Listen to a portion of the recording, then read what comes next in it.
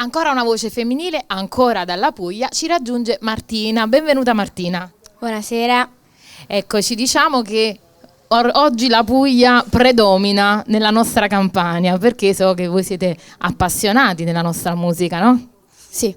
Bene Martina, giovanissima, e già so che comunque hai tante cose da dire attraverso la musica.